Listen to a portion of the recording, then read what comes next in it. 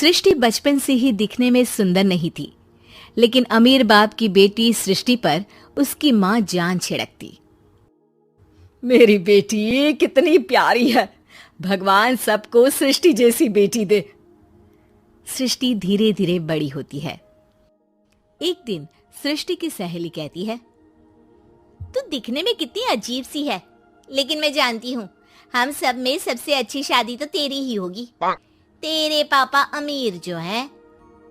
और बता नहीं सकते यार, दहेज तो हर कोई देता है, ये क्या ज्यादा ले जाएगी अपने पति के लिए? अरे बड़े शहर में कोठी है इसके पापा की। अरे पापा की है ना, कौन सी इसकी है? इसकी होती तब तो कोई भी लड़का इससे शादी कर लेता। अरे पापा की मतलब पापा की है तो मेरी ही है ना? किसने कहा? अब तेरी तो तब होगी ना जब तेरा भाई ना हो। वैसे भी शादी के बाद सारी प्रॉपर्टी भाई के नाम होती है। सृष्टि समझ जाती है कि उसे किसी भी हालत में माँ बाप की सारी प्रॉपर्टी को अपने नाम करना है, लेकिन कैसे? एक दिन सृष्टि का भाई शीनू कहता है, बहन क्या कर रही है? तुझसे एक बात करनी है। अरे हाँ करना, मैं तो तेरी बहन हूँ। बहन मेरी लाइफ में ना एक लड़की है, बहुत अच्छी है। मैं सोच रहा हूँ माँ और पापा से बात करूँ शादी के लिए। सृष्टि को समझ में आ जाता है कि भाई की शादी होते ही भाभी उसे एक दिन भी घर में बर्दाश्त नहीं करेगी। क्या बात है भाई, बताना कौन है वो? यार वो बहुत अच्छी लड़की है, पढ़ी लिखी है, मेरे साथ जॉब भी करती है। बस एक प्रॉब्लम है। प्रॉब्लम? क्या प्रॉब्लम है भाई? यार वो शादीशुदा है, लेकिन उसके पति ने उसे सिर्फ इसलिए छोड़ दिया क्योंकि उसके माँ बाप दहेज नहीं दे पाए। सृष्टि ये सुनकर न जाने क्यों खुश हो जाती है। अरे भाई तो क्या हुआ, लड़की तुझे तो पसंद है ना? शीनू को लगता है कि बहन उसे समझ रही है। वो इस बात से अनजान होता है कि उसकी बहन की मंशा पूरा घर हड़पने की है। सृष्टि अपनी माँ से कहती है, मम्मी मुझे तो बहुत चिंता है, पता है शीनू क्या कर रहा है? अरे क्या कर रहा है, वो तो काम पर जाता है और वापस घर आता है। नहीं ना माँ, वो यही तो नहीं कर रहा, बाकी सब कर रहा है। आपको पता है उससे प्यार है, और वो भी एक शादीशुदा लड़की से। ये क्या हो गया? मैं सोसाइटी में क्या मुंह दिखाऊंगी? अरे तेरे पापा तो यही कहेंगे कि मैंने ही उसे बिगाड़ दिया है। माँ देखो, मेरी बात मानो, पापा पर भी विश्वास करने की जरूरत नहीं है। अब आप ही बताओ, पापा इतनी देर घर के बाहर रहते हैं क्यों? बोलो। अरे बेटा वो तो नौकरी करते हैं ना। तू बहुत भोली है माँ। पापा का ऑफिस तो 7 बजे खत्म हो जाता है, लेकिन देखो कितनी देर से आते हैं। अरे नहीं बेटा, ऐसी कोई बात नहीं है। सृष्टि माँ को एक औरत से बात करते पिता की फोटो दिखाती है। देखो माँ कैसे हैं पापा, मैं ना कहती थी कि पापा सही नहीं है। मैं तेरे पापा से बात करूंगी, दे फोटो मुझे। ओ माँ, वो तो डिलीट हो गई। लेकिन चल, तूने तो देख लिया ना, पापा से बाद में बात कर लेना। और हाँ, मेरा नाम बिल्कुल मत लेना। हाँ माँ। अब क्या था, सृष्टि के माँ और पिता के बीच झगड़ा होना शुरू हो जाता है। सृष्टि के मन में क्या चल रहा था कोई नहीं जानता था।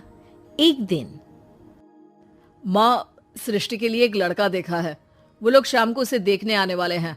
और हाँ माँ, एक खुशखबरी, मैं और पापा मिलकर एक नया बिजनेस ट्राई कर रहे हैं। शाम को लड़का आता है, सांवले रंग का।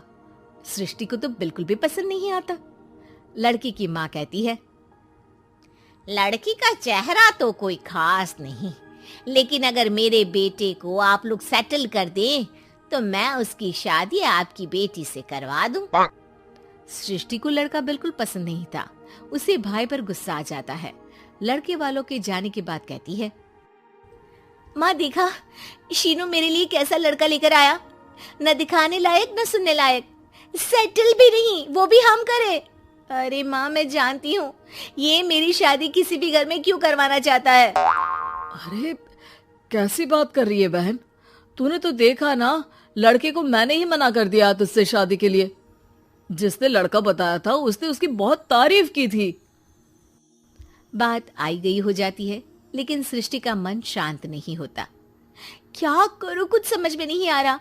मेरी शादी हो गई तो ये लोग पूरी प्रॉपर्टी शीनू के नाम कर देंगे, मेरे हाथ तो कुछ लगेगा ही नहीं। तभी सृष्टि को आइडिया आता है। वो किसी वकील को फोन करती है।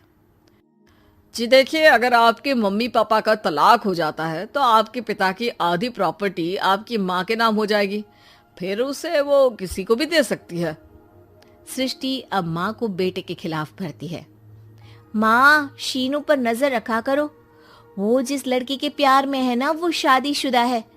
यहाँ आएगी, सारा पैसा रुपया जमीन जायदाद सब हड़प लेगी। पापा का भी हाल तुमसे छुपा नहीं है।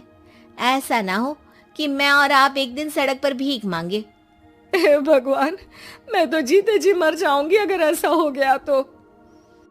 ऐसा हो गया नहीं माँ, ऐसा ही होगा। अभी समय है, आगे का सोच लो। मैं तो कहती हूँ पापा से आधी प्रॉपर्टी लेकर अलग हो जाओ।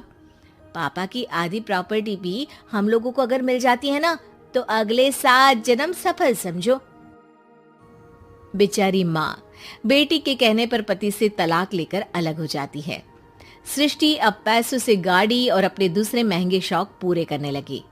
उसके दोस्त भी उसके पैसे इस्तेमाल करते। सृष्टि, कल तुम कहाँ थी? मैं सारा दिन घर पर अकेली थी। तो मैं क्या करूं? मैंने ठेका तो नहीं लिया है ना तुम्हें संभालने का। माँ को सृष्टि से ये उम्मीद नहीं थी। वो बैठकर रोने लगती है। वहीं उसका पति यानी कि सृष्टि के पिता आ जाते हैं। मैं जानता था कि तुम्हारा यही हाल होगा, तो आपने मुझे रोका क्यों नहीं? मैं रोकता तो तुम रुकती क्या? सृष्टि के कहने पर तुमने मुझ पर अपने बेटे पर शक किया, लेकिन तुम ये भूल गई कि कैसे हम दोनों ने मिलकर जीवन में इतना सब खड़ा किया। माँ पति के गले लग जाती है। मुझे माफ कर दीजिए, मैंने आपकी कमाई का एक बड़ा हिस्सा गवा दिया। कोई बात नहीं, तुम साथ हो तो मैं ऐसी 7 प्रॉपर्टी खड़ी कर दूंगा। तभी वहां सृष्टि आ जाती है रोते हुए। माँ, मयंक ने मुझे छोड़ दिया। वो बोल रहा था जब तक मेरे पास पैसे थे तब तक ही वो मेरे साथ था। पापा, माँ, मुझे माफ कर दीजिए।